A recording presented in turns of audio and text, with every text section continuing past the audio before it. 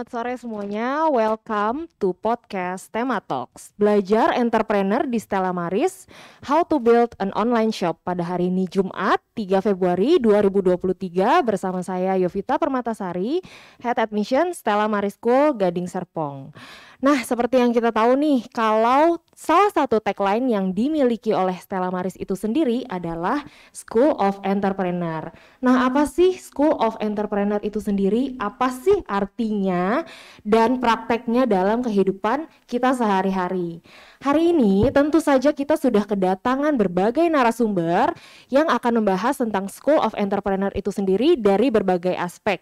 Dan kita akan bahas pastinya secara tuntas. Sore hari ini kita sudah kedatangan langsung Head of School kita, Mem Santi. Selamat sore Mem Santi. Selamat sore semua. Oke, kita juga sudah kedatangan nih Coach Tian from School of Founder and Coach pada Stella Maris Entrepreneur Bootcamp 2022. Selamat sore Coach Tian. Sore Miss Yovita, sore teman-teman semua. Oke, dan gak ketinggalan juga nih sore hari ini kita punya Miss Cantik yang sudah hadir di sini. Ada Miss Julianti, business teacher dari Stella Maris School. Halo, selamat sore semua. Oke, dan seperti yang audiens bisa lihat, kita juga sudah kedatangan dua student spesial kita pada hari ini. Ada Leonardo dan juga Laurencia. Selamat sore.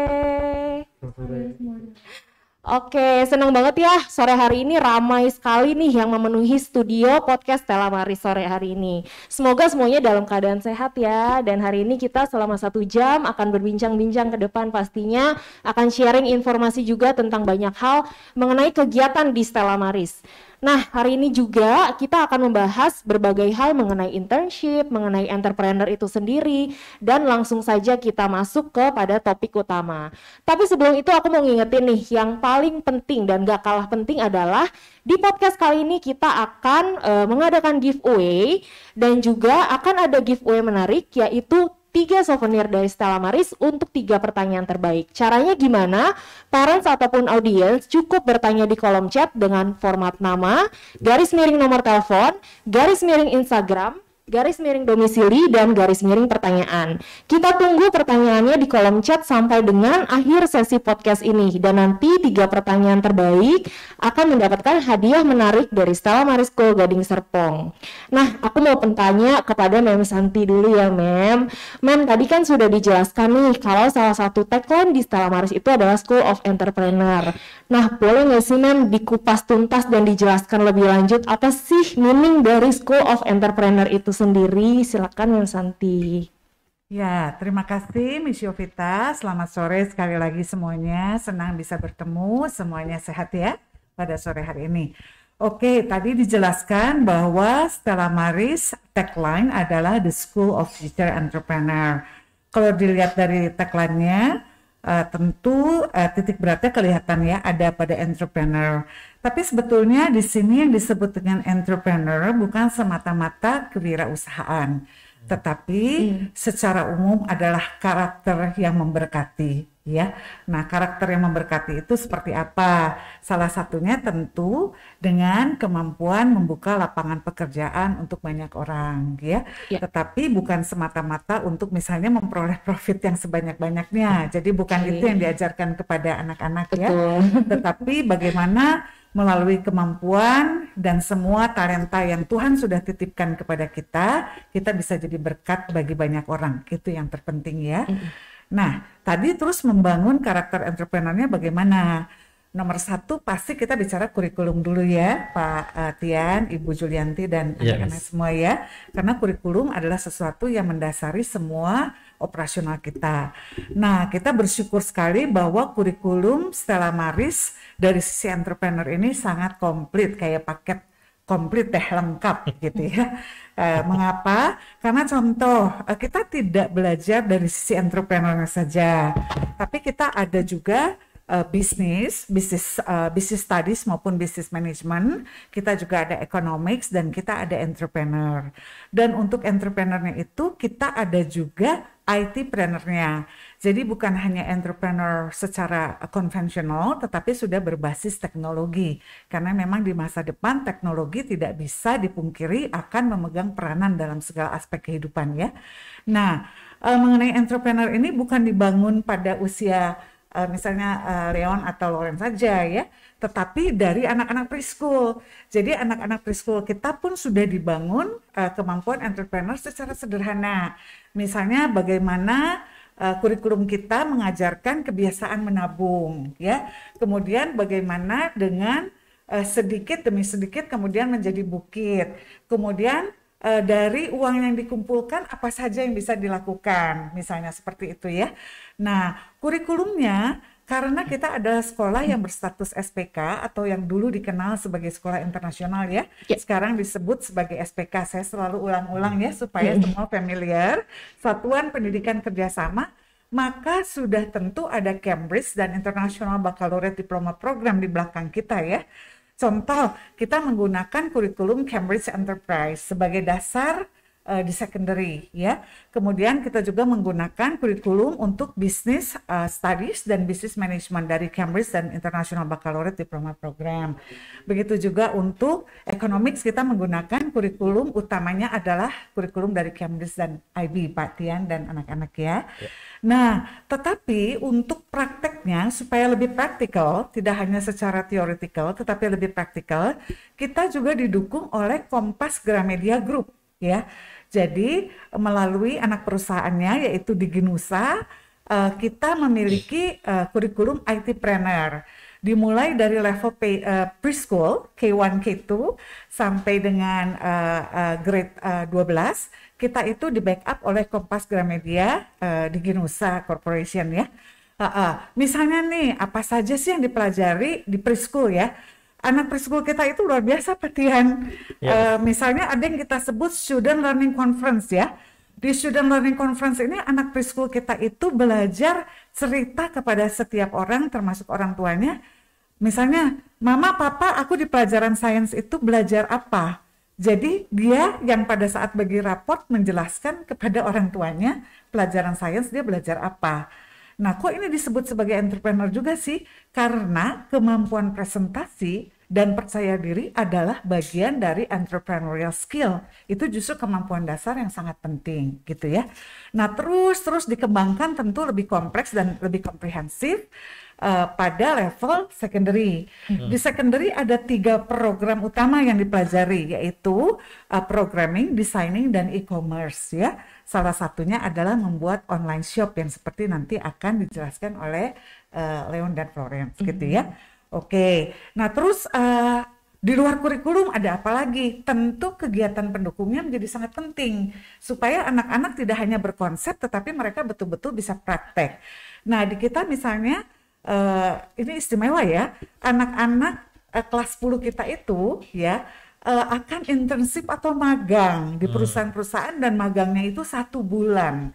Jadi bukan 1-2 hari gitu ya, tetapi 1 bulan. 2 minggu di semester 1 dan 2 minggu di semester 2. Jadi luar biasa teori-teori yang mereka pelajari di kelas itu akan mereka praktekkan pada saat internship sehingga lebih nyata pengetahuannya ya. Terus juga ada ini yang akan banyak dibahas tentang entrepreneur bootcamp, misalnya seperti itu ya. Jadi banyak sekali program-program pendukung termasuk misalnya anak-anak juga belajar tentang presentation skill. Jadi banyak kegiatan kita yang pada akhirnya mengerucut kepada pembangunan entrepreneur skill tadi. Ya kurang lebih garis besarnya seperti itu. Jadi sangat kaya ya. Oke, siap kalau gitu. Nah, Mem, tapi nanti kita juga akan ada sesi ngobrol-ngobrol bareng ya, Mem ya, sama students ya. Oh, pasti dong. Iya dong. Kita akan ada sesi khusus nih, audiens kalian nanti di sesi kedua ya, Mem ya. Oke, jadi stay tune dan jangan kemana-mana, terus ikuti podcast kita dan jangan lupa bertanya karena nanti akan ada giveaway menarik nih. Aku nggak bosan-bosan ngingetin untuk 3 pertanyaan terbaik. Jadi sambil dengerin podcast, sambil dapat ilmunya dan jangan lupa nanti ada hadiah menariknya. Silakan Miss, nanti kita lanjut ngobrol lagi ya. Mungkin ada pertanyaan untuk Miss Julianti. Oke, karena kita sudah kedatangan Coach Tian ya. Nah, pasti akan menjadi bintang utamanya kali ini ya. Oke, nanti boleh memperkenalkan diri ya Coach. Nah, tapi salah satu tadi yang kita bicarakan kan ada Entrepreneur Bootcamp. Iya. Nah, apa sih Entrepreneur Bootcamp? Kemudian anak-anak tuh belajar apa selama Entrepreneur Bootcamp? kemudian setelah entrepreneur bootcamp ini hasil akhirnya apa ya Coach Dian? Wah, ini menarik nih Miss Tanti ya. Aduh, ini teman-teman semua, jadi kemarin beberapa bulan yang lalu lah ya Miss ya. Oktober ya Oktober kita. ya. Kita ketemu Oktober, lalu akhirnya kita mengadakan entrepreneur camp, bootcamp ya.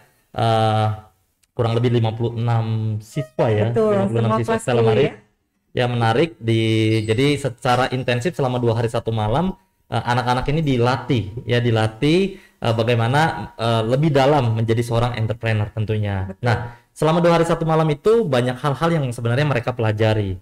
Salah satunya yang sebenarnya dari sisi produk saya sudah tidak khawatir karena sudah dipegang oleh Miss Jul sebelumnya ya. Thank you loh. Luar biasa ya. Tepuk tangan dulu lah ya. ya. Jadi sisi produk sebenarnya saya sudah tidak masalah. Saya hanya lebih lebih mempertajam saja. Nah, salah satu contohnya adalah yang dipelajari adalah tentang komitmen. Karena menjalankan sebuah bisnis bukan hanya bicara tentang produknya saja, Miss Santi, tapi butuh komitmen. Ya, produk adalah satu hal yang penting di dalam sebuah bisnis, tetapi dalam menjalankannya itu kita memang butuh komitmennya. Jadi setiap founders, co-foundersnya, timnya memiliki komitmen yang tinggi atau tidak nih. Karena mereka pada saat mengerjakan setengah hati maupun sepenuh hati itu semua tergantung dari mereka sebenarnya. Nah, itulah kenapa kita ajarkan pertama tentang komitmen. Yang kedua adalah ini kan mereka juga masih dalam posisi mereka menjajaki bangku sekolah nih, ya kan? Nah, mereka pun butuh mengerti tugas dan tanggung jawabnya di dalam brand tersebut. Nah, kita ajarkan tuh tentang job description, roles-nya seperti apa, tanggung jawabnya bagaimana. Nah, mereka tuh harus mengerti satu dengan yang lainnya. Sehingga one day ini sebenarnya brandnya tidak jalan atau terjadi kendala, ya sebenarnya ada di sisi yang mana gitu. Nah, itu 2 hal yang dipelajari. Lalu yang ketiga itu kita ajarkan bagaimana mereka menentukan set target gitu ya. Jadi target yang mereka sudah tentukan, jadi kita minta mereka membuat 12 bulan target ya, yang akhirnya dipecah menjadi 1 bulan. Seperti itu ya. Jadi kenapa kita harus punya target? Karena mereka harus mengerti ini brand ini mau dibawa kemana. Kalau antara membuat dengan menjalankan 2 hal berbeda, tapi di dalam menjalankan ya kita butuh tujuannya kemana. Seperti itu, sehingga kan setiap mereka sebagai tim tidak terombang-ambing nih, ini brand mau jalurnya kemana. Nah, lalu kita ajarkan juga tentang copywriting ya, karena ini penting ya. Ini adalah sebuah metode materi promosi yang dibuat untuk kita bisa membuat audiens itu melakukan sesuatu, membujuk audiens untuk melakukan sesuatu. Nah, itu kita ajarkan juga, Mem. Jadi ya cukup banyak lah ya. Ada juga yang kita ajarkan itu tentang e-commerce dan marketplace-nya juga kita ajarkan ya, bagaimana cara membuatnya ya, dan bersyukur puji Tuhan mereka di hari itu pun langsung membuatnya. Langsung jadi langsung ya. Langsung praktek ya. Langsung praktek. Lalu kita ajarkan juga ya, yang menarik juga sebenarnya adalah pooling marketing strategi. Ya, bagaimana membuat sebuah wadah kolam untuk bisa memindahkan calon-calon customer yang biasanya itu dia ada di kolom orang lain, maksudnya ada di komunitas orang lain, komunitas lain gitu ya. Kita pindahkan tuh ke kolomnya kita, sehingga kita lebih dengan mudah anak-anak ini melakukan yang namanya promosi. Nah, itu sebenarnya yang kita ajarkan. Seperti itu. Banyak ya, tadi saya sampai hafal ya, tadi jadi mulai dari produk, kemudian komitmen, karena tanpa komitmen itu nanti nggak akan sustain ya. Nggak akan. Kemudian juga tadi menentukan job desk di masing-masing bagian. Jadi kalau ada mandek, yang bagian mana job desk yang tidak jalan, gitu ya. Jadi tahu. Terus tadi teknik-teknik promosi ya, juga. Terus belajar lagi tadi bagaimana memindahkan customer dari kolom lain supaya pindah ke kolom kita misalnya ya. Terus tadi bicara lagi mengenai pembuatan target juga ya. Target juga copywriting, kemudian target 1 tahun, kemudian breakdown menjadi target bulanan. Betul. Banyak ya. Lumayan banyak. Kalau disebutin intensif. Udah disebutin aja banyak. Disebutin banyak, apalagi dipelajari tentu banyak ya. Nah, kemudian hasil akhir dari camp itu apa? Sesudah belajar banyak hal tadi, hasil akhirnya apa? Otomatis hasil akhirnya adalah penerapan dari materi tersebut sebenarnya. Jadi bikin bisnis. Iya, bikin bisnis, dan ya bersyukurlah Stella Maris ada Miss Jul yang sudah men-set up itu juga ya. Jadi bersyukur produknya sudah jadi juga, sudah siap dipertajam ya melalui bisnis bootcamp itu. Dan saya dengar setelah 2 minggu setelah bootcamp itu ada yang ada penjualan gitu ya. Oh, sudah selling, sudah selling. Jangan-jangan bahkan sudah out of stock gitu ya. Betul, ya, jadi restock terus, restock. Sudah restock ya. betul ya. Jadi yang apa Blueable ya yang saya tanya tuh di Instagram ya. Kalau tidak salah saya tanya dia mereka tuh apa penjualannya sudah berapa? Kalau tidak salah waktu itu dia sudah di minggu itu 39 atau 36 gitu ya. Jadi udah cukup banyak sekali. Hebat ya. Iya. Nah, itu yang Hebat, canggih. sebenarnya menarik ya, dan kebetulan juga bersyukur anak-anaknya juga apa namanya aktif, proaktif dan cukup cepat ya menangkapnya. Nah, itu yang menarik. Artinya setelah selesai entrepreneur bootcamp Ya. itu anak-anak bikin bisnis ya, sayang ya? Oke. Ada berapa waktu itu perusahaan atau brand gitu ya? Ada 9. Ada 9, Ada 9. ada 9 brand yang terbentuk dari camp itu, luar Betul. biasa ya. Ya, lumayan banyak. Terus setelah 2 minggu camp selesai, anak-anak langsung jualan dan ada yang sudah habis kemudian Habis. restock. Iya, betul. Tepuk tangan banget nih, keren. Yeay. Saya juga harus belajar nih. Nah, ini Ya. semua online bisnisnya atau ada yang offline juga atau bagaimana, Coach? Ya, mereka tetap ada dua sisi ya. Jadi pada saat ini mereka melakukan offline, tapi saya dengar mereka buat e-commerce-nya. Oh Jadi ya, karena memang sesuai dengan ya tuntutan zaman lah ya. betul, betul. Oke. Jadi saya lihat ada beberapa brand yang memang ketika terjadi misalnya ada calon customer yang mau gitu ya, mereka arahkan ke Tokopedia atau ke Shopee seperti itu. Oh, Nah, oke. itu menarik. Oke, Seperti hebat ya pada usia muda. Hebat. Audiens kelas 10 loh ini ya sudah Ya. punya ada 9 perusahaan. Nah, tapi kalau tadi saya dengar kita ke Miss Jul nih sekarang ya. Tadi kan saya dengar 1 malam 2 hari tapi belajar banyak sekali ya tadi yang dipelajari ya. Kan nggak mungkin nih dalam 2 hari anak-anak langsung belajar begitu dan langsung bikin perusahaan. Kalau bisa seperti itu saya juga mau gitu ya. Nah, apakah sebelumnya Miss Jul memang anak-anak ini udah dipersiapkan dulu gitu ya? Sebelum berangkat, apakah sudah ada yang diajarkan dulu? Kalau memang diajarkan, pelajaran-pelajaran apa aja sih yang sudah diperoleh anak-anak di sekolah sebelum berangkat camp? Oke, terima kasih Mem Santi. Jadi kalau seperti yang disebutkan di awal tadi oleh Mem Santi, sesuai dengan kurikulum kita Cambridge itu siswa-siswa kelas 10 yang sudah memiliki brand-brand ini, mereka sudah mulai mempelajari bisnis dari kelas 9 di kurikulum Cambridge. Tapi di kelas 7 dan 8 mereka sudah mempelajari entrepreneurship. Jadi sebenarnya basic skill dari entrepreneurnya itu sudah ada. Teori-teori dasarnya seperti misalnya tadi belajar job desk, roles, description, responsibility itu sudah ada. Sudah tahu Ya, itu. Jadi oke. siapa di tim harus departemen marketing itu tugasnya apa, finance itu tugasnya apa, general affair itu apa, itu mereka sudah tahu. Sudah tahu. Hanya prakteknya yang mereka belum tahu, teoritisnya sudah ada. Kemudian kalau mempelajari komitmen, lalu promotional tools itu juga ada di dalam kurikulum kita.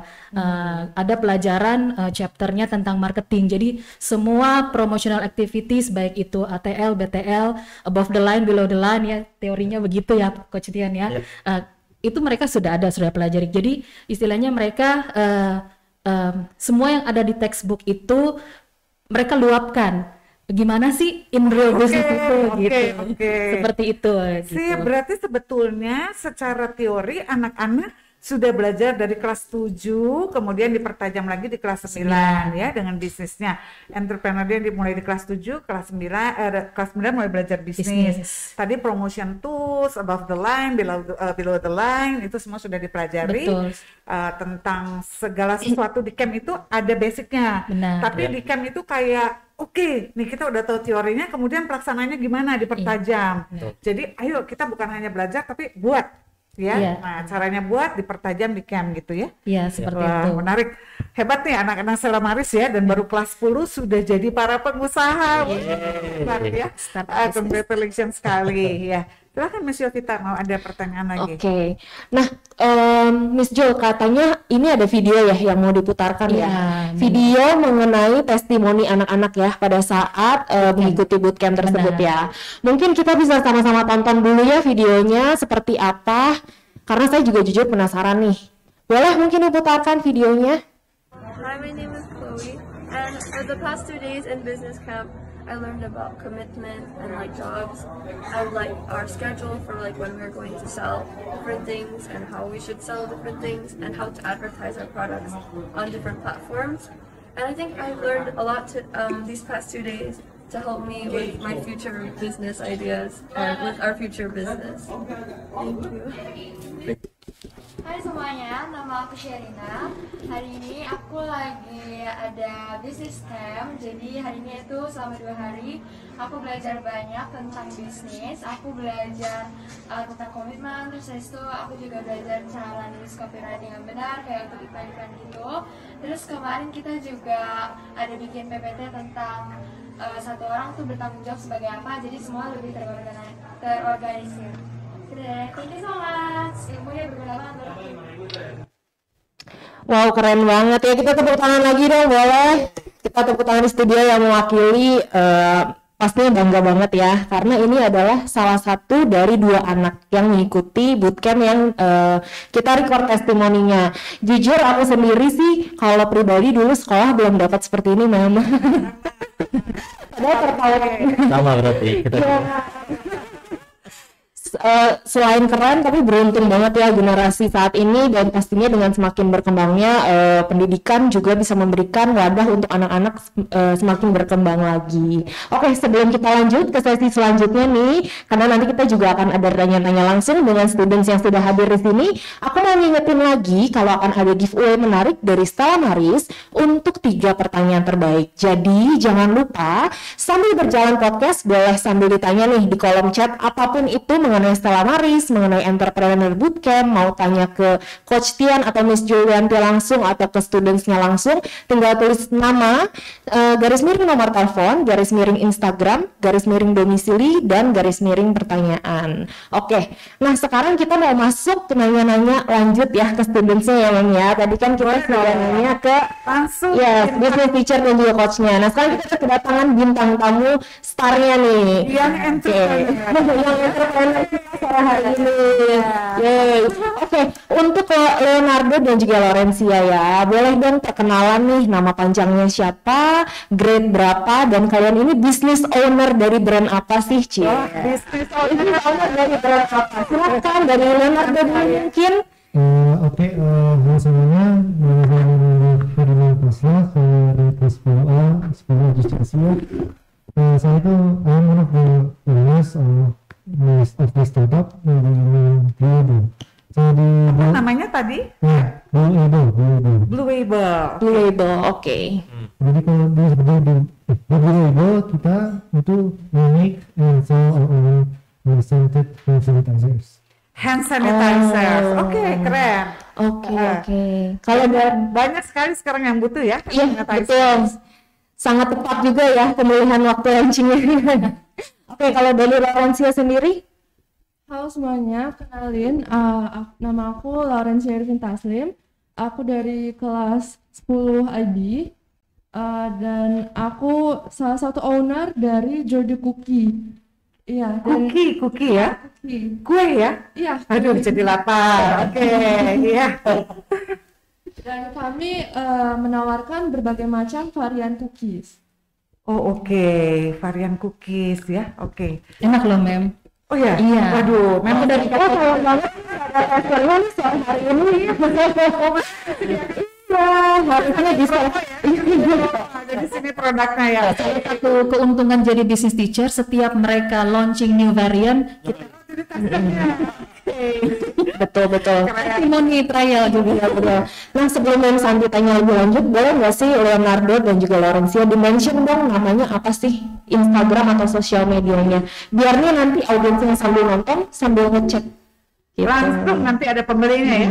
Dari Leonardo sendiri, nama brandnya apa sih kalau mau dicari di sosial media atau platform lainnya? Doable ya, kalau di Instagram ya. Oke, kalau dari Laurencia sendiri? Kalau di Jordi Cookie kita ada Instagram, bisa dicari, itu namanya @jordicookie_. Oke, @jordicookie_ ya. Oke, mungkin parents atau audiens yang penasaran nih kayak apa sih sebetulnya produk yang sudah dipasarkan dan sudah dijualkan dan sudah sold out dan restock terus ya. Itu seperti apa, boleh sambil dicek juga. Nah, Mem Santi mungkin ada pertanyaan nih untuk student-student hebat kita sore hari ini.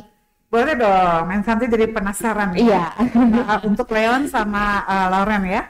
Oke, pasti kan tadi pas waktu memasarkan hand sanitizer, blue label-nya dan cookies-nya juga, ada proses-proses ya, sebelum tadi out of stock kemudian restock ya, ada proses-prosesnya. Nah, apa sih yang dipelajari sebagai young entrepreneur dalam proses-proses itu ya? Apa saja yang dipelajari, karena di kelas belajar teori, di camp belajar lagi hal lain, tapi di dalam proses-proses membangun perusahaan pasti ada pelajaran baru lagi gitu ya.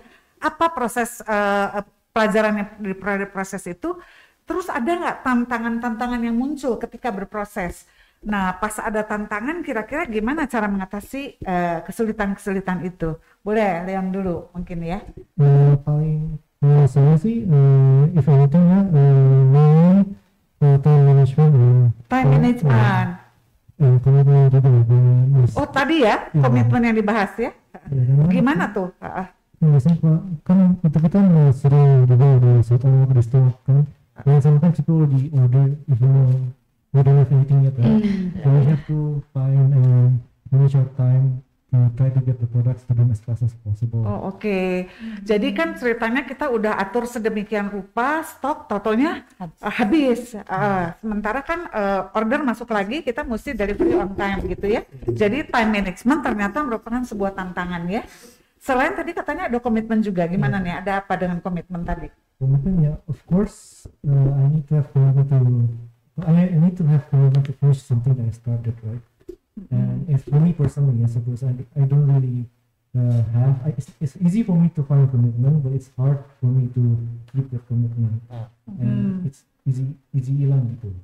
Oh ya, jadi istilahnya karena komitmen ini kan harusnya sustain gitu ya, bisa terus ada ya. Tapi dalam kenyataannya, karena sambil belajar juga nih, kan tetap sebagai pelajar kan, sebagai pelajar, sebagai yang entrepreneur ya gitu. Nah, mungkin kadang-kadang kita fokusnya agak geser misalnya gitu ya, sehingga komitmen itu nggak gampang untuk dipertahankan pada level yang high terus gitu ya. Oke, gitu. Terus gimana cara mengatasinya? Masih belajar ya, masih terus berproses gimana caranya. Karena ya memang time management dan komitmen itu terus terang ya, jangankan pada anak-anak yang sambil berbisnis sambil belajar ya, pada orang dewasa pun yang namanya komitmen dan time management itu memang sebuah tantangan, betul. Yang terus ada. Misalnya Mem juga time management kadang-kadang tugas banyak, yang mana yang priority, bagaimana terus balance antara personal life sama professional life gitu ya. Memang itu akan terus berjalan ya. Betul. Nah, kalau Laurencia gimana nih? Oke, aku dari sepanjang ini ya sampai hari ini aku belajar banyak banget tentang bisnis. Aku belajar tentang gimana sih manage akun sosial media yang buat jualan. Terus aku juga belajar buat poster, brosur, buat promosi gitu. Terus kalau tantangannya itu mungkin pas produksi ya ada keterbatasan alat-alat gitu, karena kan kami juga masih pemula gitu dan pas buat itu kita resepnya kurang gimana ya, nggak langsung berhasil gitu mungkin ya, nggak selalu langsung enak gitu ya, rasanya nggak sesuai lah sama ekspektasi kami, jadi kami harus ngulang lagi gitu. Terus pas kita buat itu kan hasilnya ternyata kurang nih sama yang diorder, jadi kita harus ulang lagi buat dari awal sampai sampai sesuai lah sama yang diorder yang beli gitu. Oke, jadi benar-benar ya sebuah pelajaran baru ya. Ternyata tidak segampang teorinya ya. Karena memanage akun sosial juga bukan kayak akun sosial pribadi nih, karena untuk jualan gitu ya. Banyak kompetitornya juga di bisnis yang sama ya tadi. Terus kemudian bagaimana mengumpulkan alat-alat yang dibutuhkan, launching produk-produk baru yang rasanya bisa diterima market ya. Terus mempertahankan rasa tetap sama, karena kalau ini kan makanan ya, mungkin di produksi yang pertama sama produksi kedua belum tentu sama, jadi mesti resepnya tadi ya, standarisasi. Lumayan ya, ternyata perjuangannya lumayan, tapi itu proses belajar yang sesungguhnya ya. Karena kalau di kelas kita belum bisa bayangin walaupun hafal ya. Keren. Gitu. Ada lagi nggak yang mau disampaikan, Leon atau Loren? Mungkin Mem aku mau tambahin ya. Boleh. Karena kan setiap hari ketemu sama mereka. Jadi setiap hari aku tanya gimana bisnisnya, ada kendala apa, gimana. Jadi ada satu cerita yang lucu gitu pada saat mereka produksi, seperti tadi keterbatasan dari capital kan, karena mereka pemula gitu. Miss, Oh, ada keterbatasan capital juga ya? Iya, pasti. Capitalnya bukan hanya alat-alat aja nih? bukan hanya karena dari investment atau modal awal ya, tapi kayak tools yang mereka butuh. Contohnya Iya, pada saat alat-alat bikin tadi. kue, mixernya rusak, Miss, tahu nggak, kita ngaduk pakai tangan. Oke. Menjawab kebutuhan pasar, Permintaan. order udah masuk, nggak mau mengecewakan, kita bela-belain ya. Kemarin grupnya Noren ada cerita juga gitu. Terus Miss, kita berdayakan aja teman-teman, kita undang Daud datang, cuma dibayar pakai kue. Bukan anggota perusahaan aja, Kita sama-sama sumber iya. daya tambah. Iya, tapi mereka karena mereka excited gitu, passionately, gimana sih ini supaya it works gitu. Tapi Seperti sebenarnya itu juga belajar ya. Benar. Itu sumber daya manusia yang dibutuhkan supaya Benar. bisa memenuhi demand yang ada. Itu Benar. sebetulnya proses belajar Seperti juga. itu. Ah. Sama tadi kalau Leon bilang komitmen dengan time management itu satu hal yang saya lihat kalau dari cara mereka bercerita itu communication skill. Oke. Itu yang satu merasa bisa ngatur semua, yang satu nggak mau diatur. Nah itu yang kita sama-sama saya bilang ke mereka, ya ini kita learning by Tapi doing dalam gitu. pekerjaan betulan kan memang Begitu seperti juga, itu. iya. Anak juga belajar ya, Naya. Misalnya di sekolah juga ada yang mengatur, tapi belum tentu yang diatur juga Mau, suka iya. diatur, gitu ya. Bagaimana cara mengatur yang bisa diterima oleh yang diatur, itu juga kita akhirnya belajar banyak sekali ya. Oke, interesting ya. Iya. Oke. Nah, sebelum Mem lanjut tanya-tanya lagi nih ke Coach Tian sama Miss Jo, aku mau dong ada satu pertanyaan nih untuk Leonardo sama Laurencia ya. Kan ketika produk ini launching berarti kan sudah dipasarkan ya. Dan pastinya customer kan ya seperti kita tahu customer behavior akan menilai semua produk itu yang sudah bisa direview oleh mereka. Nah, itu menjadi salah satu pelajaran juga nggak sih? Misalkan nih, pasti kan ada yang review dong terhadap produk kalian di sosial media ataupun di marketplace ya. Nah, kira-kira apakah sudah dipikirkan sampai dengan admin untuk handling komplainnya ataupun mungkin menjawab pertanyaan-pertanyaan yang masuk tentang produk itu sendiri gitu? Ya, tentu ya sudah. Oke. Udah ya, berarti dari tim tersebut udah ada job desk-nya masing-masing ya? Ya, Oke, berarti udah benar-benar seperti running sebuah bisnis in real life ya, sampai dengan handling komplain yang kita nggak bisa kontrol apapun yang orang review terhadap produk itu sendiri ya. Sudah ada bagiannya. Sudah ada, dan- help desk ya, help desk. Iya, Customer service. Betul, sudah dipikirkan sampai situ ya. Oke, mungkin Mem Santi ada pertanyaan lagi kepada Coach Tian atau Miss Julianti? Tadi saya dengar kan anak-anak ada kesulitan nih dalam proses ya, Coach ya. Sementara kan entrepreneur bootcamp-nya kan sudah selesai. Iya.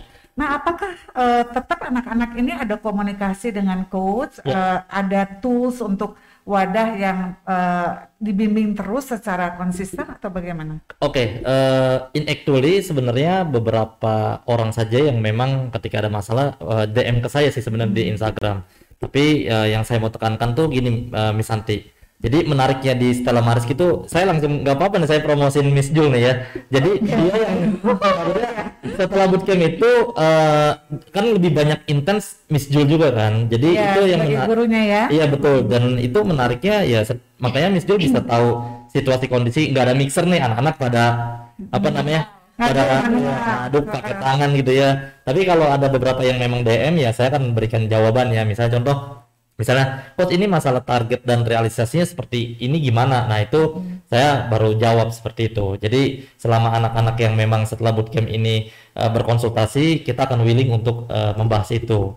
Dan sebenarnya teman-teman semua yang ada di layar Zoom nih ya, jadi ikut di Stella Maris itu juga menarik. Kenapa? Karena selain diajarkan dari dini ya anak-anaknya siap gitu. Jadi ketika waktu di business bootcamp selama 2 hari 1 malam, sebenarnya saya sebagai seorang trainer lebih mudah mempertajamnya gitu. Iya. Sangat cepat itu sangat cepat Jadi gitu. coach merasakan bahwa anak-anak ini sebenarnya udah tahu lah. Iya. Cuma Iya. lebih ingin mempertajam, Betul, banyak betul. pertanyaan-pertanyaan Betul, curious gitu ya. betul. Ya contohnya kan kayak waktu di hari H ya kita di Business Bootcamp HPP tuh paling lama tuh sebenarnya tuh. Harga pokok penjualan. Betul ya. Jadi itu kita banyak bahas di situ ya karena kan ada pembagian-pembagian yang misalnya contoh selama ini HPP misalnya sewa tempat tidak dihitung, karyawan tidak dihitung, pasti diri dia sendiri. Iya. Tapi di sana harus dihitung, lalu dibagi per 12 bulan, lalu per bulannya itu dibagi 30 hari, dibagi kapasitas produksi per hari gitu. Nah, sehingga mereka begini ya seperti itu. Nah, itu yang menariknya. Susah apa nih anak-anak ya Leon sama Lauren? Waktu di bootcamp itu yang paling susah waktu dipelajari itu apa? Apa tadi? Harga pokok penjualan tadi atau bagian lain? Buat saya sih copywriting. Copywriting yang paling susah. Iya, iya. Oke, karena Leon nggak terlalu kreatif gitu ya. Harusnya Jadi beda. Iya, iya, iya. ya, memang betul karena Iya, betul, persoalan betul. yang jadi persoalan buat satu orang belum tentu sama untuk orang lain gitu ya. Buat Leon copywriting, kenapa nih copywriting paling susah? Karena nggak kreatif, susah gitu ya, cari promotion tools yang paling menarik gitu ya. Oke. Kalau buat Lauren gimana? Kalau aku mungkin tadi yang kayak Coach Dan ngomong ya, yang HPP itu Harga pokok penjualan ya, karena rumit ya. Iya, kita kan kadang suka lupa gitu loh buat nulis apa nih pengeluarannya itu kadang belum kehitung, terus ternyata kita mikirnya ini kita profitnya udah gede, ternyata Itu tadi ya, nggak cukup tenaga kerja terus ngundang teman-teman, karena sebetulnya kalau di real business itu tetap mesti ada Hitung cost dulu. Iya, betul, betul. ya. Walaupun sifatnya misalnya temporary ya, dipekerjakan tetap itu ada cost-nya Iya, gitu ya. betul. Oke, ya memang kompleks ya, gitu Iya. ya. Oke. Oke, nah mungkin kita ada video ya, masih ada video yang mau kita tonton ya. Video kedua nih Mem dan audiens yang ada, yaitu video pengalaman selama mengelola brand tersebut. Ini juga video dari brandnya. ya, video dari student juga ya ini ya Miss Julia ya. Oke, kita sama-sama saksikan ya untuk video selanjutnya.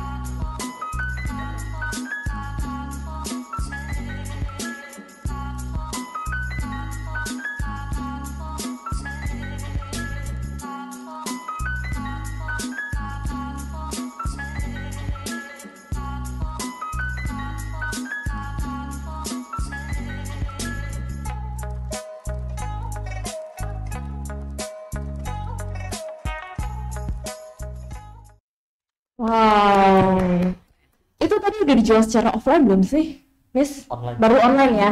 Dan rencananya mungkin nanti ke depannya bisa dikembangkan ya kalau lebih sustainable lagi brandnya dan bisa masuk ke offline store juga ya. Amin, harapannya seperti itu. Mungkin Miss Yovita juga nanti bisa bantu jadikan produk ini, tadi kan lucu-lucu tuh Iya produknya betul ya. Mem, betul. Testimoninya juga pakai testimoni lagi ada Iya. bagus-bagus ya. Nanti bisa dijadikan gimmicknya selama ini. Iya betul banget.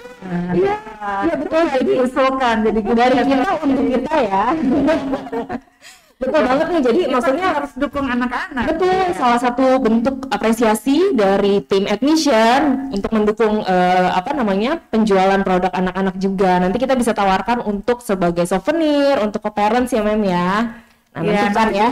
Tanggal 25 Februari rencananya anak-anak juga akan ada kayak creative booth gitu ya, di mana sekarang jadi 8 ya Mem denger ya, Iya. jadi ada yang merge gitu ya, itu akan memamerkan semua produk-produknya, bisa langsung dilihat, datang ke Stella Maris Gading Serpong lihat produknya anak-anak langsung ya. Oke, baik.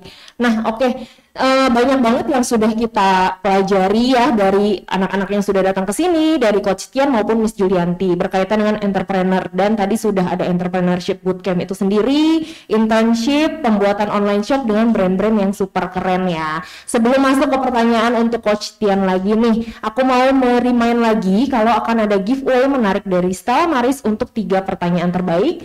Jangan lupa tulis pertanyaan di kolom chat dengan format nama, garis miring nomor telepon, garis miring Instagram, garis miring domisili, garis miring pertanyaan. Dan kita masih menunggu pertanyaannya sampai dengan sesi akhir podcast ini. Nah, sekarang aku mau bertanya sama Coach Tian nih. Aku kan tadi udah tertarik ya Coach ya, karena banyak banget pelajaran yang baru aku lihat hari ini. Padahal dulu tuh aku pas aku di senior high school, aku nggak pernah mendapatkan pelajaran seperti ini nih Coach. Aku basicnya sih kita hanya belajar textbook aja, jarang banget praktek tuh minim sekali. Jadi ini juga pelajaran baru nih untuk aku.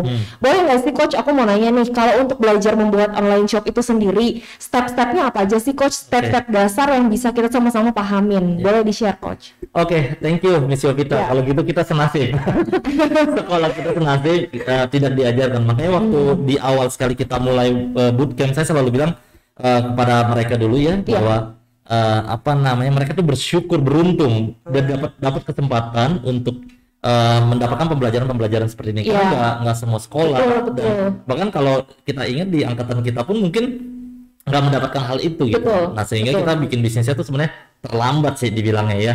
Nah, hal-hal apa saja sih yang step-step yang untuk kita lakukan di dalam pembuatan online shop? Ya sudah pasti harus ada nama brandnya dulu ya. Brand sudah pasti, produknya sudah ada, lalu disiapkan digital asetnya. Nah, ini yang paling penting ya, foto-foto produknya, karena at the end of the day ketika mereka memasukkan itu ke dalam online shop ya, mereka pasti harus membutuhkan aset-aset fotonya yang memang harus ditaruh di sana. Itu lalu di mapping dulu ya. Jadi setelah dia udah siap secara fundamentalnya, di mapping dulu nih Miss. Di mapping apa nih? Di mapping marketplace mana yang memang mereka mau taruh, seperti itu. Karena gini, seandainya kita bicara tentang makanan kan beberapa marketplace mungkin tidak cocok. Misalnya contoh kita sebut saja misalnya Blibli.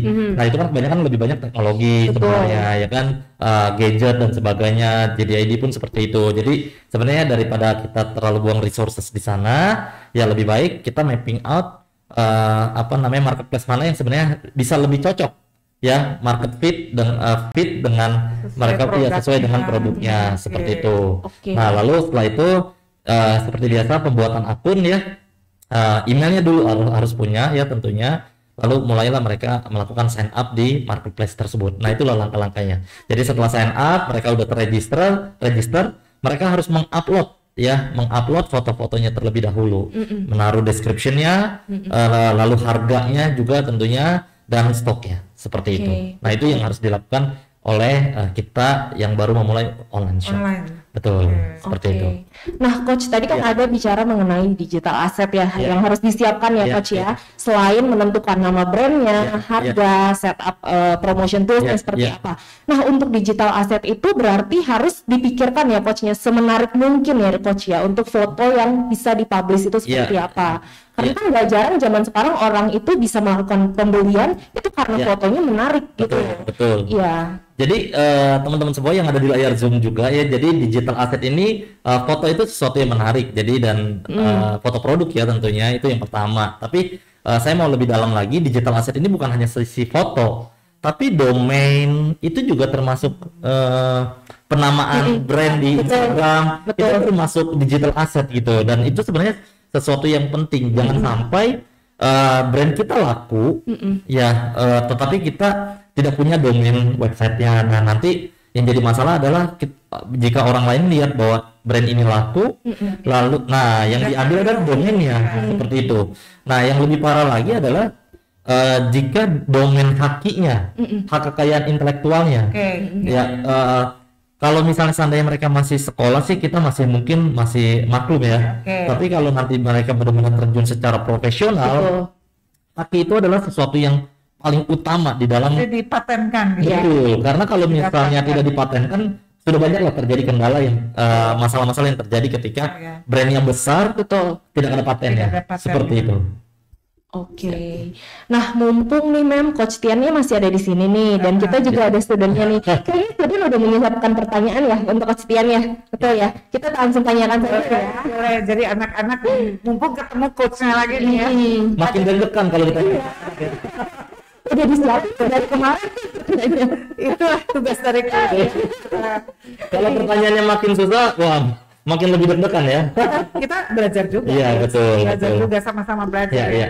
Oke. Nah, Leon dulu deh ya dari Global ya. Ya. Ada pertanyaan nggak nih? Karena tadi kan cerita misalnya time management, komitmen menjadi salah satu tantangan atau copywriting ya tadi juga. Ya. Mumpung ada coach, ada yang mau ditanyakan supaya Global ini semakin laku di pasaran, bisnisnya semakin laris manis deh gitu. Pertanyaan jangan susah-susah, Leon. Iya, iya, silakan Leon. Jadi I'll ask in English again. Yeah. Iya.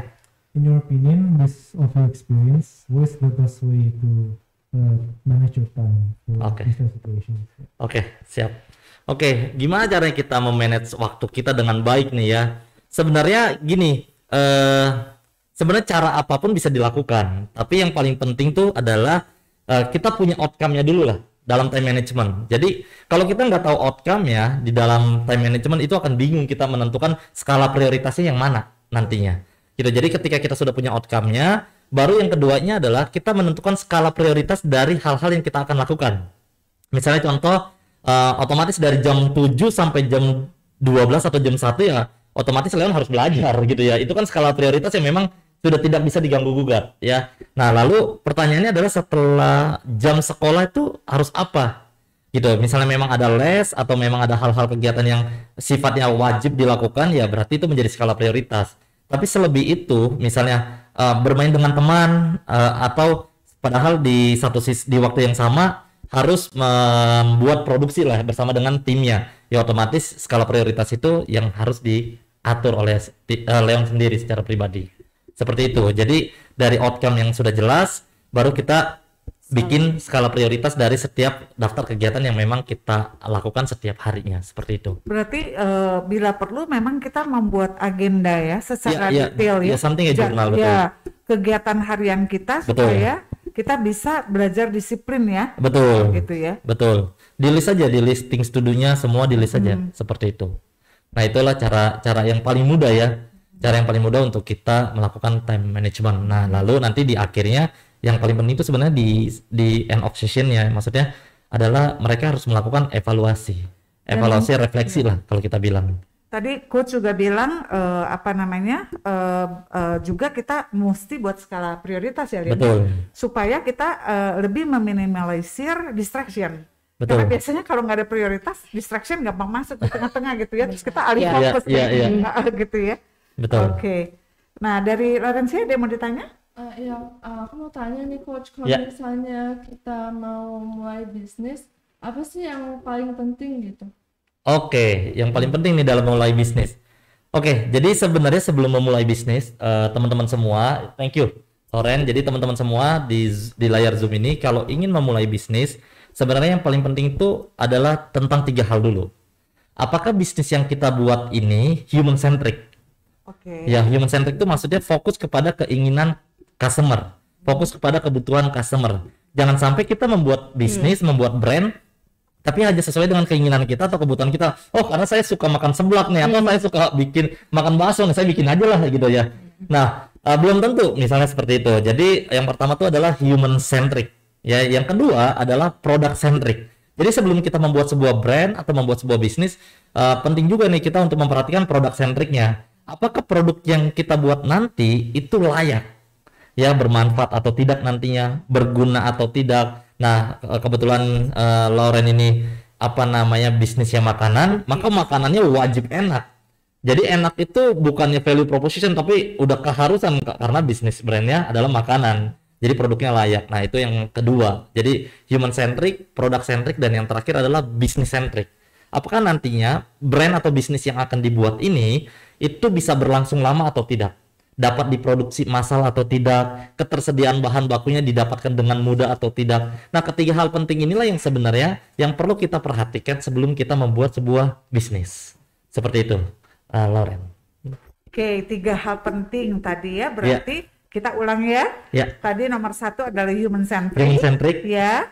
Kemudian kedua adalah product centric, dan nomor 3 adalah business centric, ya. Itu mesti dicatat ya, supaya kita jangan salah malah bikin bisnis yang akhirnya tidak bisa menembus pasar. Betul. Jadi bisnisnya bagus nih laku, tapi bahan bakunya sebenarnya sulit sekali. Maka nanti ketika terjadi permintaan yang sangat tinggi, demand yang sangat tinggi, maka tidak bisa dipenuhi. Betul. Nah, itu akan akhirnya jadi problem sebenarnya. Ya, jadi 3 kriteria itu harus betul-betul dipikirkan dulu sebelum memulai sebuah bisnis. Betul. Oke. Saya masih boleh bertanya? Boleh, Mem. Ya, karena saya penasaran nih kan. Ke Miss Jul nih ya. Untung bukan ke saya lagi. Sebelum kita nanti mungkin ada tanya jawab dari audiens ya. Saya mau tanya dulu ke Miss Jul. Tadi terpikirkan biasanya kan kalau anak-anak belajar di kelas itu maka penilaian akhir, evaluasi akhirnya kan ulangan biasanya gitu ya. Ulangan, penilaian tertulis lah gitu ya. Nah, kalau ini kan bisnis nih. Bisnis ya. Anak-anak bukan saja belajar teori tapi betul-betul membuka usaha gitu. Jadi penilaian keberhasilan anak-anak ini pasti kan tetap diukur ya. Ada KPI-nya, ada pengukurannya gitu. Gimana cara ngukurnya ya? Dinilai juga atau gimana? Iya, jadi itu bootcamp itu adalah part of the project semester scoring untuk jadi mereka termasuk project mereka itu part of the curriculum syllabus juga. Tadi seperti yang sudah disebutkan di awal oleh Coach Tian, kita ajarkan mereka juga set target value-nya gimana, sales-nya mereka. Jadi ada pengukurannya, misalnya mereka target dari secara quantity mau produksi 50, ternyata yang diproduksi cuma bisa 30. Nah, dievaluasi masalahnya di mana? Apakah karena tadi nggak ada raw materials-nya, atau nggak cukup modal, atau time management nih karena kita ada ujian sekarang kemarin ya mungkin ya, apalagi pas lagi di Desember waktu mereka kesulitan itu karena sebenarnya mau Natal mau banyak nih yang pesen kue tapi lagi ujian terus ditambah lagi yang IGCSE ada internship gitu kan, jadi kayak aduh iya gitu. Benar.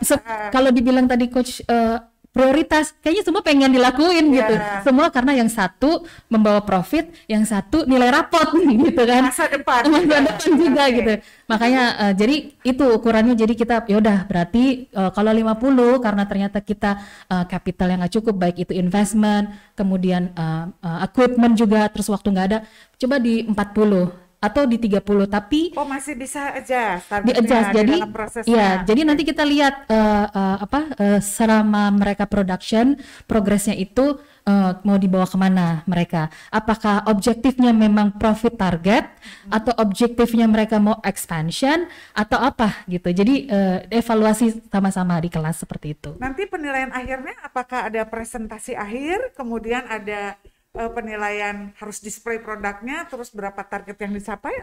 Kan pasti ada time limitnya, jadi kita akan peaknya nanti kita ada di Entrepreneur Day Celebration yang biasa ya, Temapreneur. Kita ada nanti di tanggal 23 Februari mereka akan presentasi semua yang sudah mereka lakukan selama mereka dari membuat bisnis itu. Ada juri, berarti ada juri. Ada juri ya, ada Christine juga ya nanti ya, kita akan undang juga. Jangan-jangan saya juga jadi juri. Iya, pasti ya. Iya, nanti bisa sekalian mungkin product tester juga ya, biar langsung live. Mungkin nanti anak-anak sekalian dibawa pesanan ya, langsung repeat order gitu ya. Langsung di tempat mau order gitu kan bisa juga ya. Mereka akan bawa produk prototipe-nya, kemudian marketing tools mereka. Mereka juga sudah melakukan promotional tools banyak ya, Mem dan teman-teman ya. Baik itu dari social media captions mereka, dari marketplace-nya juga, dan mereka juga sudah ada printed medianya seperti mencetak brosur, mencetak poster, leaflet untuk mendukung penjualan mereka gitu. Berarti ini cara penilaian yang kompleks sekali ya. Beda dengan ujian tertulis, tapi ini bahkan prosesnya semua dievaluasi ya dan dibimbing. Jadi proses belajarnya ada dalam tadi Kustian bilang, Miss Julianti sebagai guru ini ternyata ketika anak-anak ada kesulitan bantu sebelum akhirnya dievaluasi bagaimana hasil dari anak-anak ini ya. Benar. Terus evaluasinya juga luar biasa, dilihat akun sosial medianya, bagaimana promotionnya, Benar. mengatasi persoalan, prosesnya, baru nanti presentasi Di dan akhir. displaynya. Iya. Ini cara penilaian menurut saya luar biasa dan lebih meaningful dan lebih sepertinya down to earth dengan kehidupan sesungguhnya ya, daripada sekedar ulangan tertulis Paper, saja betul. gitu ya. Oke. Ya, Ya. saya Miss Yovita. Oke, Mem, kayaknya di kolom chat kita ini udah ada beberapa parents yang penasaran nih. Pengen tanya langsung ya. Kita jadi langsung masuk aja. Juga boleh. Iya. Iya, boleh. Siapa tahu kita doakan ada langsung ya direct. Betul. Oke. Jadi kita langsung aja ya masuk ke sesi Q&A. Nanti sambil Q&A berjalan, boleh yang sambil mau nanya lagi juga bisa diketik di kolom chat. Kita masuk ke pertanyaan pertama. Ada pertanyaan dari Ibu Yoni Siregar di Medan.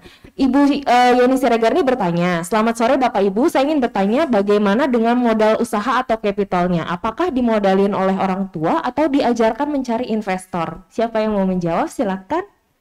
Mungkin anak-anak Anak-anak aja langsung. Iya, boleh. Supaya jujur jawabannya dari mana gitu. Oke, silakan. Biasa sih ya dari kita sendiri sih. Ya. Dari duit anak-anak sendiri ya. Oke, keren Jadi banget. artinya uang saku ya, uang saku anak-anak yang dikumpulkan. Iya. Oh, kurang jelas ya. Uang saku anak-anak yang dikumpulkan. Jadi saweran gitu ya, uang saku saweran dikumpulkan capital mulai kecil dulu terkumpul dari hasil penjualan lebih besar lagi gitu. Gitu Leon. Kalau Lauren? Iya, jadi kita pakai uang kita sendiri, terus kita kalau mau beli bahannya kita iuran gitu. Iuran, semuanya dari uang saku ya. Ada yang langsung minta aja ke orang tua gitu? Atau nggak tahu sih kalau teman-teman aku. Tapi dari pengalaman berdua? Dari uang saku ya? Artinya memang kita tidak terbiasa sih mengajarkan anak-anak untuk minta ya, Pak Tian ya. Jadi baik untuk charity maupun untuk kegiatan seperti ini kita ajarkan anak-anak untuk selalu berusaha dari uang saku sendiri gitu ya. Artinya sementara mengurangi konsumsi yang tidak perlu ya, Naya. Oke. Betul. Oke. Mudah-mudahan menjawab ya, Yes. Ibu. Iya. Semoga sudah terjawab ya pertanyaannya. Kita langsung masuk ke pertanyaan kedua dari Bapak Rudi di Tangerang. Apakah analisis SWOT penting dalam bisnis? Dan apakah sejauh mana analisis SWOT ini digunakan dalam praktek untuk membuat entrepreneur ini sendiri? Dalam bisnis ya tentunya ya. Oke, mau dijawab sama siapa nih, Mem? Sama coach lah ya. Silakan Coach Tian langsung dijelaskan. Ya, jadi analisis SWOT ini sebenarnya salah satu tools ya, salah satu tools yang memang bisa digunakan oleh para pemilik brand, khususnya anak-anak remaja ya, untuk bisa mengetahui kekuatan brandnya, kelemahan, kesempatannya, dan juga tantangannya. Nah, kenapa sih kita memang harus menggunakan analisis SWOT ya, dan penting juga sebenarnya ya, Miss. Jadi tujuannya adalah supaya anak itu tahu benar-benar kekuatan brandnya, karena ketika dia tahu kekuatan brandnya, maka dia akan punya kesempatan lebih besar lagi gitu. Karena seperti kita misalnya melakukan proses interview ya, kalau kita melakukan proses interview pasti kan ini ditanya apa kelebihan kamu, apa kekuatan kamu. Nah itu kan sebenarnya kalau kita bisa menjelaskan dengan baik apa kelebihan dan kekuatan kita, maka akan dengan sangat mudah kesempatan itu datang kepada kita. Nah sama di dalam sebuah brand pun analisis SWOT ini akan membantu kita menganalisa apa yang menjadi kekuatan kita, apa yang lemahnya kita secara internal ya, dan tantangan kesempatan yang secara eksternal terjadi seperti itu. Nah itu penting sebenarnya. Termasuk mungkin di dalam prosesnya tadi juga ya Coach ya, kalau misalnya ada kendala nih misalnya kok kita belum mencapai target yang kita mau dalam kerangka waktu tertentu, itu juga itu bisa di-adjust nantinya. Ya betul. Kita lihat tantangan yang dari luar, apa yang diberikan oleh kompetitor diberikan oleh kita dan sebagai internal kekuatan kita gitu. Kalau misalnya ternyata eksternal kompetitor memberikan itu dan kita tidak ada, nah kita bisa adjust di sana. Jadi tujuannya sih sebenarnya itu gitu. Ya. Miss Jul mau menambahkan? Kalau SWOT analysis itu, tapi tadi benar seperti yang dibilang oleh coach ya, dia sebagai tools. Jadi kita bisa ngukur nggak cuma, karena kan kadang kita dalam tanda petik ya kita kepedean gitu ya, overconfident, ini pasti laku karena di circle mereka suka, tapi belum tentu answering the demand. Kan kita juga harus ada tadi ukuran target marketnya, emang mau jualnya cuma di sini-sini aja kan gitu. Jadi dengan SWOT analysis itu mereka bisa melihat internal external factor dari di segi perusahaan sama juga dari segi market secara luas gitu. Jadi itu bisa membantu adaptasi setiap perubahan atau market trend itu dan gitu. pengambilan keputusan. Benar, Oke. at the end. Ya.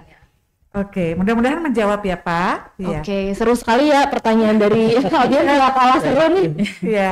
Oke, kita masuk ke pertanyaan ketiga ya. Ada pertanyaan dari Ibu Farida di Serpong. Selamat sore Bapak Ibu, mau bertanya, sekarang ini kan hobi atau bakat anak itu adalah dasar ya, bisa dijadikan dasar untuk membuat ide bisnis. Nah, bagaimana sih saya mengetahui minat dan bakat anak saya itu sendiri? Apakah bakatnya di entrepreneur atau ada bakat lain yang terpendam mungkin bisa melalui tes atau apapun itu? Oke, itu boleh saya bantu jawab? Boleh ya, silakan. Oke. Sebetulnya Ibu ada banyak tools yang kita bisa pakai untuk mengetahui minat dan bakat anak ya. Yes. Betul, bisa dilakukan tes minat bakat. Nah, kebetulan ya, kita pada tanggal 11 Februari minggu depan ya. Yes. Hari Sabtu Sabtu depan. mulai jam 9 Ibu bila memang ada waktu dan berkenan. Di Salamaris juga akan ada seminar parenting offline gratis tidak berbayar mengenai tes DNA. Ternyata sekarang juga selain tadi ada tes minat bakat ya, tes minat bakat juga ada berbagai macam caranya ya. Yes. Gitu. Nah, ternyata sekarang juga ada tes yang baru ya, menggunakan DNA untuk mengetahui berbagai hal tentang anak kita. Jadi bukan hanya mengenai minat dan bakatnya saja Ibu, tetapi misalnya apa sih diet yang cocok untuk menghindarkan anak-anak ini Betul. dari alergi. Betul. Karena ternyata setiap anak itu dari DNA-nya bisa ketahuan potensi alergi dan penyakitnya itu apa. Sehingga sebagai orang tua kita bisa menyiapkan dietnya. Atau misalnya anak dengan DNA tertentu itu memiliki juga misalnya karakter tertentu. Gitu. Sehingga ternyata DNA ini kalau zaman dulu kan lebih ke arah forensik ya. Lebih ke arah forensik. Ternyata sekarang sudah dikembangkan khusus untuk mengenal anak-anak kita lebih dalam juga.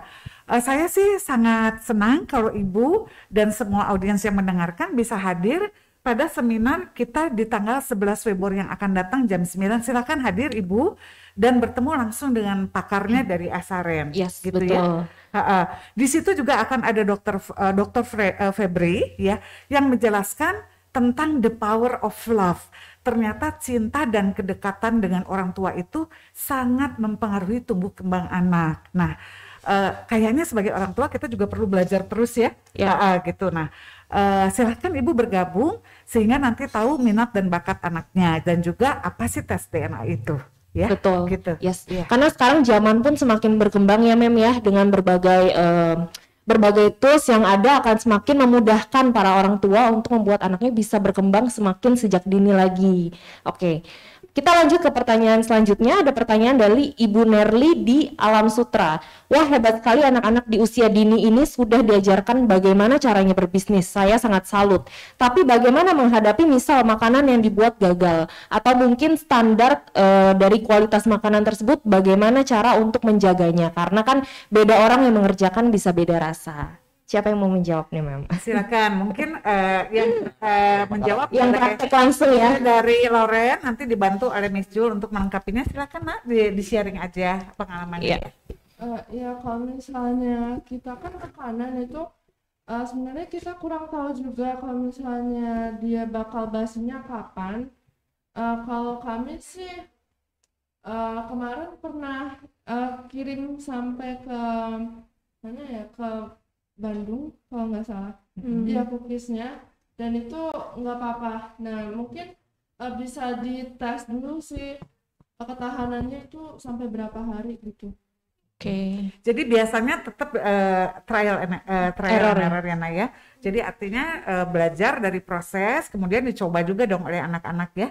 Dan pasti menggunakan bahan yang aman dong. Semuanya waktu memilih bahan yang aman ya. Iya, itu kita pakainya fresh. Jadi beli terus baru buat. Fresh semua ya. Fresh Jadi ingredients. tidak ada yang disimpan misalnya nggak habis terus disimpan dulu dalam keadaan terbuka gitu, nggak ada ya. Iya, Semuanya tapi kalau fresh. misalnya kayak tepung, nah itu kan misalnya Masih bisa sebenarnya, iya. sebelum expire date-nya gitu. Oke. Miss Jul mau tambahkan? Kalau dari pengalaman anak-anak mengevaluasi, mereka sharing gitu ya pada saat production proses sama penjualan juga. Kalau saya sih intinya mengajarkannya gini, kamu sistemnya ada order bikin atau kamu ada inventory ke stok. Gitu. Miss, kalau kita stok nanti gak laku gimana? Iya, that's your call. Makanya kadang kan kita bikin ready stock itu karena kita tahu bahwa ini mau musim, contohnya misalnya kayak bisnis nanti mau Natal, nanti mau Chinese New Year, kita udah tahu nih mau produksi apa gitu kan, karena kita udah ngeliat patternnya. Kemarin kejual 50, nggak ada event, nggak ada season. Kemudian sekarang mau Christmas, mau Chinese New Year, nanti mau Valentine, mau produksi apa, mau bikin hampers, mau bikin buy order, di adjust, customize, itu terserah di kalian. Nah, kalian bisa ngeliat nih, udah tahu target marketnya seperti apa, terus cara menjualnya seperti apa, yang nangkep siapa tadi, kayak kolom tadi kan, ternyata yang nangkep banyak dengan cara kamu seperti ini. Nah, udah bisa ngukur. Jadi dari situ belajar tadi, kalau tadi coach bilang human centric, product centric, dan business centric, kalau saya bilangnya dari research. Identifying customer needs and wants. Mereka bisa mengidentify itu sejauh mana supaya akhirnya mereka bisa melakukan production measurement-nya.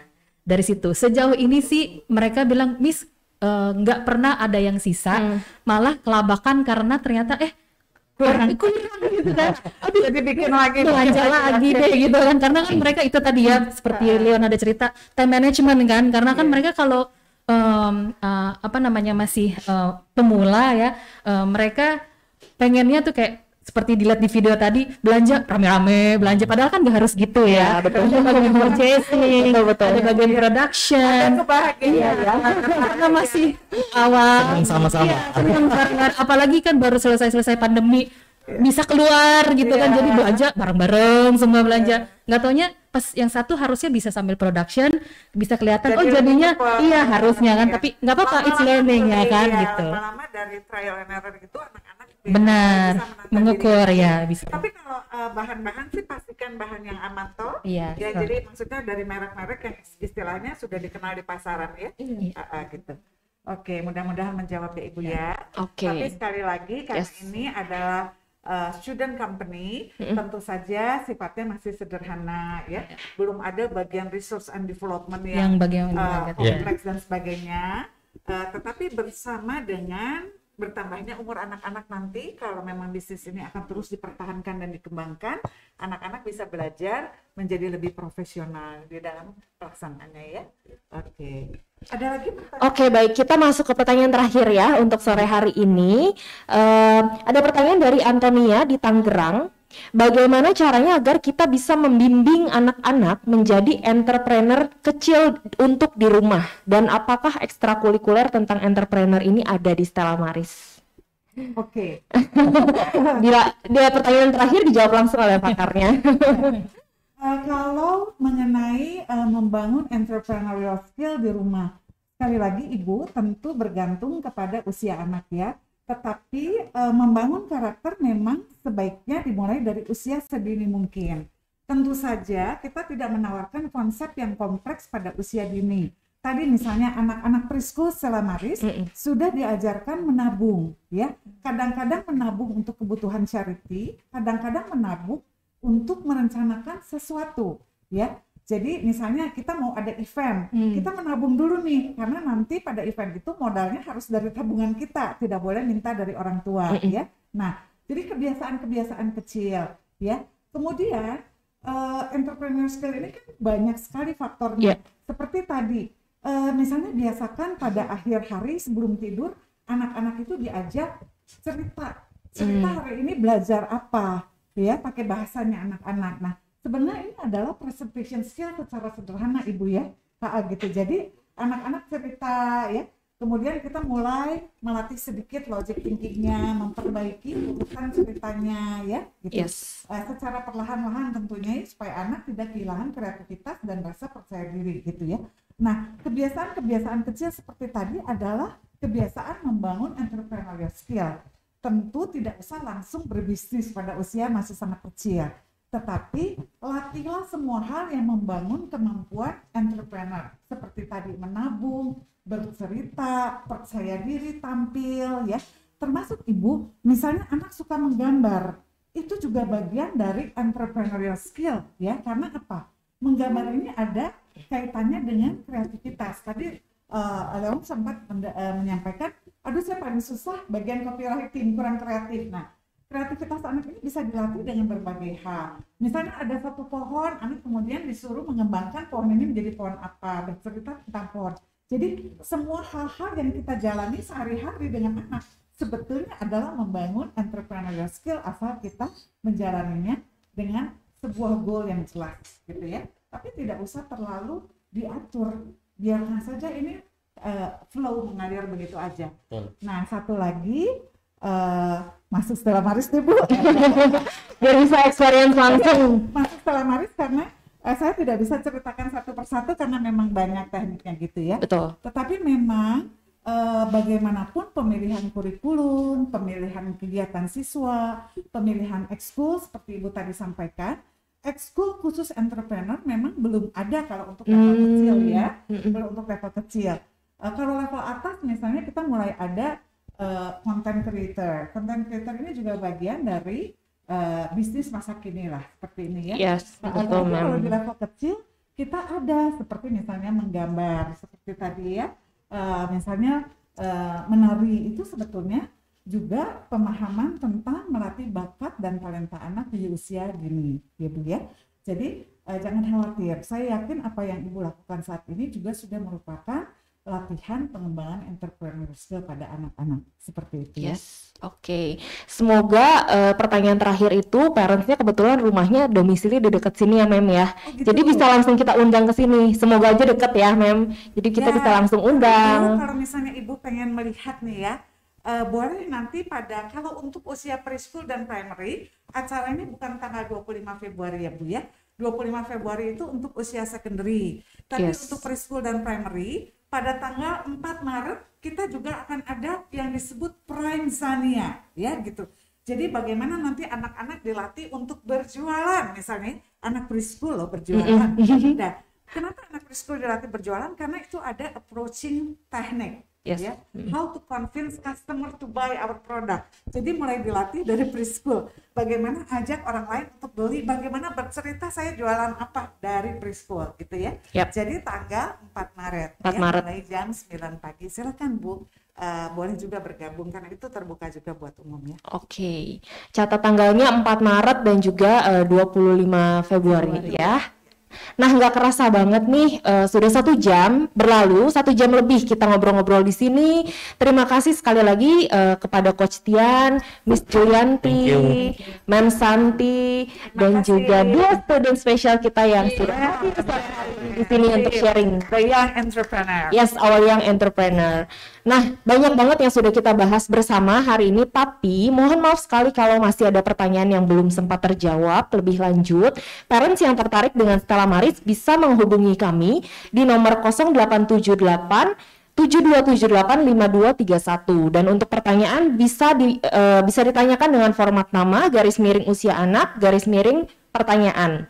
Dan akhirnya kita masuk ke bagian yang ditunggu-tunggu, yaitu pemenang dari giveaway Belajar Entrepreneur di Stella Maris How to Build an Online Shop pada hari ini. Dan untuk 3 pemenangnya adalah selamat kepada Bapak Rudi, Ibu Farida, dan juga Ibu Antonia. Selamat kepada para pemenang. Bapak Ibu. Yes. Selamat. Jangan lupa untuk bertanya lebih lanjut bisa menghubungi nomor yang tadi sudah disampaikan. Sekali lagi selamat untuk para pemenang dan nanti akan dihubungi langsung oleh tim Markom dari Stella Maris melalui WhatsApp.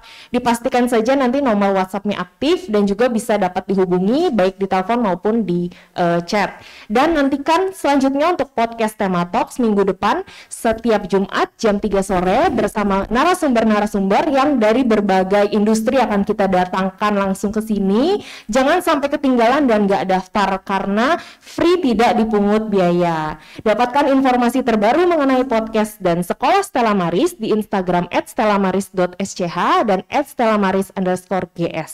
Akhir kata, saya Miss Yovita, Coach Tian, Miss Julianti, Mem Santi, Leonardo, dan juga Laurencia. Kita pamit undur diri dan see you on the next podcast. Bye-bye. Thank you. Thank you.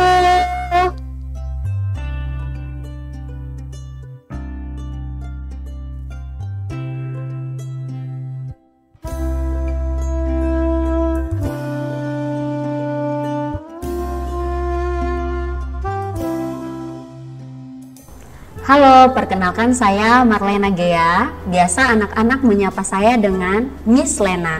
saya mengajar di kelas nursery. Hal yang memotivasi saya untuk menjadi seorang guru adalah pertama, karena saya mencintai dan menyukai dunia anak-anak, dan yang kedua, saya merasa bahwa passion saya adalah mengajar anak-anak. Untuk saya secara pribadi, mengajar di Stella Maris Karawaci itu sangat menyenangkan. Selain karena anak-anaknya yang lucu-lucu dan menggemaskan, saya juga merasa nyaman karena lingkungannya yang sangat mendukung saya dalam mengajar, terlebih bersama dengan teman-teman atau rekan-rekan saya di sekolah yang selalu mendukung dan memotivasi saya untuk bisa lebih baik lagi, dan tidak ada yang saling menjatuhkan satu dengan yang lain. Ya, selain anak-anak itu lucu, juga mereka memiliki keunikan dan berbagai karakter yang bervariasi ya. Biasanya itu yang membuat saya merasa tertantang dan merasa termotivasi untuk bagaimana bisa menjadi guru yang lebih baik lagi untuk memberikan contoh atau teladan bagi anak-anak didik yang saya ajar. Di Stella Maris Karawaci ini menggunakan kurikulum nasional dan menggunakan bahasa pengantar yaitu bahasa Inggris. Sedangkan metode yang kita gunakan adalah metode area dan juga metode Montessori. Untuk saya secara pribadi selama ini saya suka menggunakan metode belajar sambil bermain. Untuk hal ini kita dapat melihat bahwa posisi atau lokasi dari Stella Maris Karawaci ini sangat strategis sehingga dengan mudah dapat dijangkau. Yuk bergabung bersama Stella Maris Karawaci dan menjadi Stella Marian. I am a Stella Marian, I am a value guardian. Bye bye.